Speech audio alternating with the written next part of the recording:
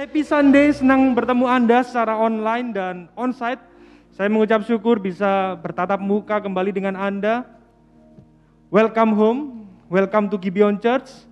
Di sini bukan tempat untuk orang sempurna, tapi tempat kita semua disempurnakan oleh anugerah Tuhan, oleh kasih karunia Tuhan Yesus Kristus. Amin. Sebelum kita masuk dalam pujian dan penyembahan lebih dalam, saya ajak kita merenungkan bersama-sama melalui katekismus reformasi di minggu yang ke-36. Saya akan bertanya pada Anda dan Anda menjawab di tulisan yang berwarna kuning. Apa yang kita percayai tentang Roh Kudus? Bahwa Dia adalah Allah yang sudah ada sejak kekekalan bersama dengan Bapa dan Anak. Dan bahwa Allah memberikan secara permanen kepada semua orang percaya. Sekali lagi kita akan membaca bersama-sama Yohanes 14 ayat 16 sampai 17. Aku akan minta kepada Bapa, dan Ia akan memberikan kepadamu seorang penolong yang lain, supaya Ia menyertai kamu selama-lamanya, yaitu Roh kebenaran. Dunia tidak dapat menerima Dia, sebab dunia tidak melihat Dia dan tidak mengenal Dia. Tetapi kamu mengenal Dia, sebab Ia menyertai kamu dan akan diam di dalam kamu. Amin. Silakan duduk Bapak Ibu. Ketika kita berbicara mengenai Roh Kudus, hal pertama yang perlu kita renungkan dan kita ingat, bahwa Roh Kudus adalah Allah. Dia adalah pribadi ketiga dari Allah Tritunggal. Dia sudah ada sejak kekekalan.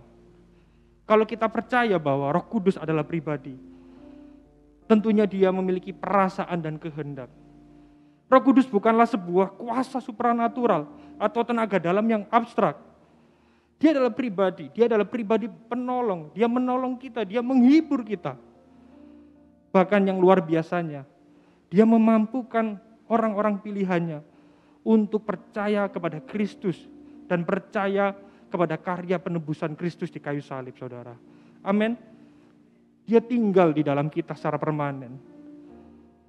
Dia membantu kita untuk proses pengudusan, proses pertobatan hari lepas hari, supaya kita semakin hari semakin serupa dengan Kristus. Dan yang perlu kita renungkan Bapak Ibu, Dia juga memeteraikan iman kita, sehingga sampai akhir hayat nanti, kita masih bisa percaya kepada Kristus. Namun seringkali, problemnya adalah ketika kita menjalani kehidupan, kita lupa bahwa Roh Kudus tinggal dalam setiap kita. Kita lupa bahwa Dia selalu menuntun kita. Seringkali kita lebih memilih kehendak pribadi kita. Tapi pada hari ini kita kembali diingatkan bahwa Roh Kudus sudah ada dan kita mau hidup dalam tuntunannya setiap hari. Amin. Saya undang Anda bangkit berdiri. Mari kita ambil waktu sejenak, tenangkan hati kita.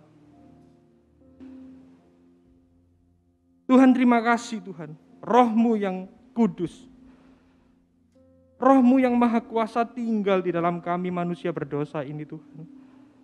Kami mengucap syukur Tuhan, melalui Roh-Mu yang tinggal dalam kami dapat percaya kepada Kristus.